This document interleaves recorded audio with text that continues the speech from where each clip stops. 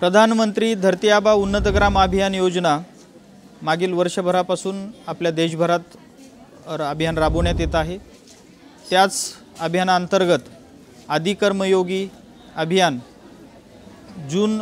15 जून पासून आपण आपल्या पूर्ण देशभरात आणि आपल्या जिल्ह्यामध्ये पण राबवत आहोत।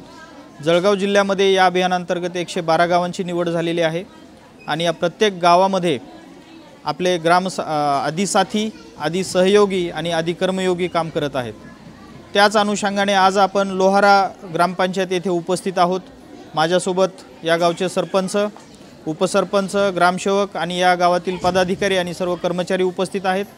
त्याचबरोबर या तालुक्याचे गटविकास अधिकारी मेढे सर, तसेच माझे सर्व सहकारी सहाय्यक प्रकल्प अधिकारी प्रशांत माहुरे सर आणि इतर सर्व आमचे जे मास्टर ट्रेनर आहेत त्याच्यापैकी प्रामुख्याने जमादार सर आहेत आणि इतर सर्व पदाधिकारी आजच्या या आमच्या लोहारा येथील शिवार फेरी आहे त्या शिवार फेरीसाठी उपस्थित आहोत। त्याचबरोबर आज आम्ही या ठिकाणी आदि सेवा केंद्राचं उद्घाटन केलेलं आहे।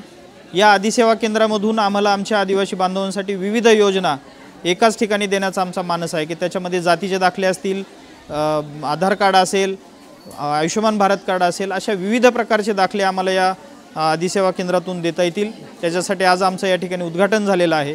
त्याचबरोबर आमची गाव शिवार फेरी झाली, त्या ठिकाणी आमच्या ग्रामस्थांनी या ठिकाणी गाव शिवार फेरीनंतर नकाशा तयार केलेला आहे की काय कुठे कुठे काय आहे।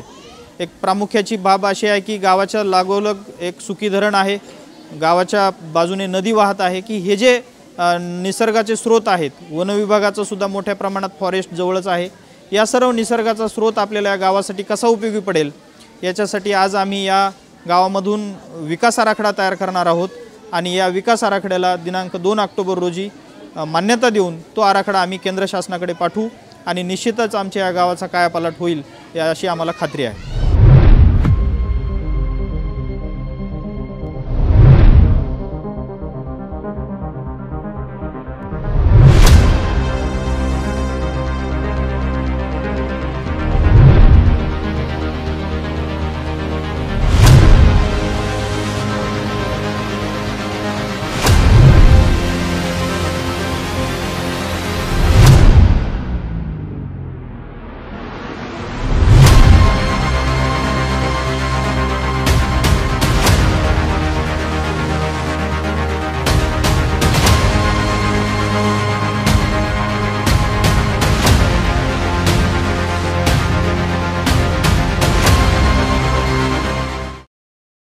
आदिवासी भागाची जी शाळा आश्रमशाळा असल्यामुळे अतिशय जिव्हाळ्याचा संपर्क या जनमानसामध्ये माझा झालेला आहे आणि असं निदर्शनास आलं की या आदि कर्मयोगी योजनेच्या मार्फत आम्हाला भरपूर संधी शासनाने उपलब्ध करून दिलेल्या आहेत। या संधीचं सोनं आम्ही नक्कीच या आराखड्याच्या माध्यमातून पूर्णत्वाला नेत आहोत।